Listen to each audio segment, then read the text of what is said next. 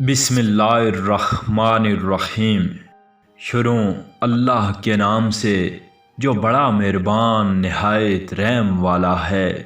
اللہ والے کی جانب سے اللہ والوں کے لیے۔ ایک شخص نے کہا، میں اس کوشش میں ہوں کہ تیری حیات کو تجھ سے زائل کر دوں۔ حکیم نے کہا، اور میں اس کوشش میں ہوں کہ تیرا غضب تجھ سے زائل کر دوں۔ ایک صادق دوست کا حصول نعمائے الہی میں بہترین نعمت ہے۔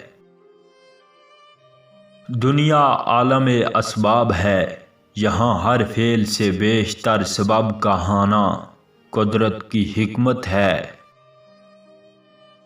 عالم بے عمل اور عابد بے معرفت چکی کی مانند ہیں، جو روز و شب چکر میں سرگرداں ہے لیکن نہیں جانتی کہ کس حال میں ہے۔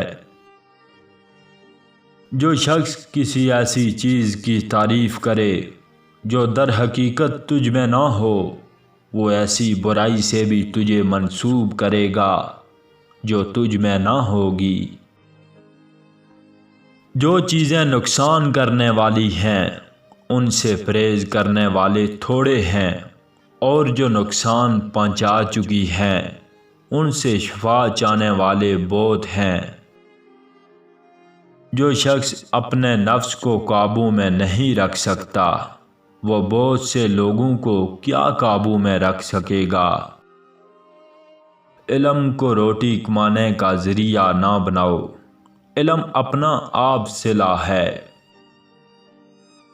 بزرگ اطاعت سے، ہمسر حلق سے، خردمند لطف و کرم سے، اور حاسد زوال نعمت سے خوش ہوتے ہیں۔ کسی نے پوچھا کہ کیا مذہب رکھتا ہے؟ فرمایا، دہقان جو کچھ کے بوتا ہے وہی کاٹتا ہے۔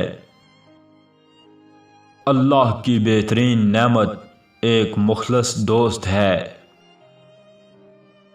کسی آدمی کو جب اس کی بساط سے زیادہ مل جاتی ہے تو لوگوں کے ساتھ اس کا غلط برتاؤ ہو جاتا ہے۔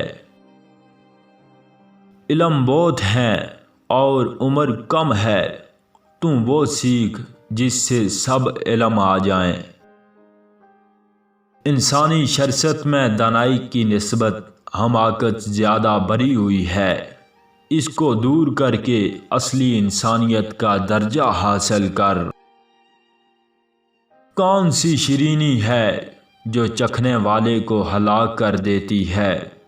جواب ملا، شہوت ہے۔ دنیا عالم اسباب ہے، یہاں پر ہر فعل سے پہلے سب کا ہونا قدرت کی حکمت ہے۔ جب تمہیں علم ہو گیا کہ تمہاری روزی دوسرے لوگوں کی روزی سے الگ ہے تو پھر یہ پریشانی اور بے صبری کیوں ہے؟ دو بھائیوں میں منافرت پیدا نہ کر، ان میں کبھی نہ کبھی صلح ہو جائے گی، مگر تجھے ہمیشہ برائی حاصل ہوگی۔ لوگوں کو تین باتوں سے رنج پہنچتا ہے: بیش از قسمت مانگتے ہیں، پیش از وقت چاہتے ہیں، اور دوسروں کے مال کو اپنا بنانا چاہتے ہیں۔ جو عالم ہو اور اپنے علم پر عمل نہ کرے، وہ ایسا بیمار ہے جس کے پاس دوا تو موجود ہے مگر علاج نہیں کرتا۔